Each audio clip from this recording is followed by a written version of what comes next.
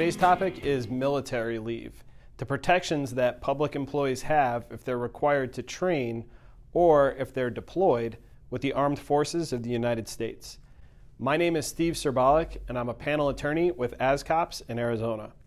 Many members of law enforcement are former active duty, and many more continue to serve in the reserves. This video will provide you with some basic information about your rights as a public employee as it relates to your military service.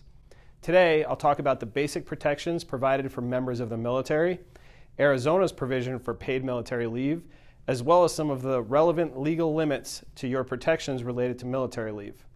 Know that this is a basic summary. Military leave topics can be complicated, and this is not legal advice. So if you have additional questions, ask for help. Federal law prohibits local government employees and others from discriminating against members of the military, including members who are carrying out reserve duties. Your agency can't terminate you for being absent from work because of military obligations. In addition to these basic protections, Arizona requires employers to offer some paid leave without charging vacation or sick banks to members of the military.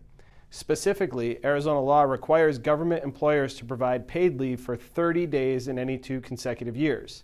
Years are defined as federal fiscal years, measured from July to July. An employee under orders is only charged for leave on days in which the employee is scheduled to work. This means that for reservists with a weekend military commitment who are already scheduled for weekends off, no military leave is counted towards the 30-shift maximum. Now that you know some of the basics of the leave rules, let's talk about some important limits. If you're a new employee, for example, if you're a rookie police officer who's scheduled to work every weekend, you may run out of paid time if your military commitment exceeds 30 shifts over a 2-year period. That said, if you run out of paid military leave, your job is still safe. Your agency can't terminate you or otherwise punish you for being absent for military orders. Finally, if you're deployed, your agency is allowed to remove you from your specific job assignment, but when you return, you are entitled to return to the same or higher position, but not necessarily the same assignment as the one that you held before deployment. So here's the recap. We covered the basic protections that government employees have when they're absent from military commitments.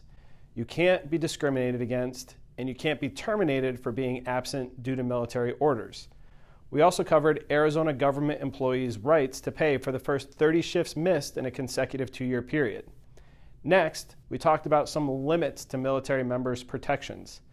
It is possible to run out of paid leave if you're absent for more than 30 shifts, and you can be reassigned, but you are entitled to return to the same or higher position when you return to work. Finally, when in doubt, ask for help. Military protections can be complicated, and this video only provides a basic summary of just some of your legal protections. So if you have questions, lawyers like me and organizations like ASCOPS are here to help. If you found this video helpful, please hit the like button below and subscribe for more law enforcement lessons. I'm Steve Serbalik. Thanks for watching, and stay safe out there.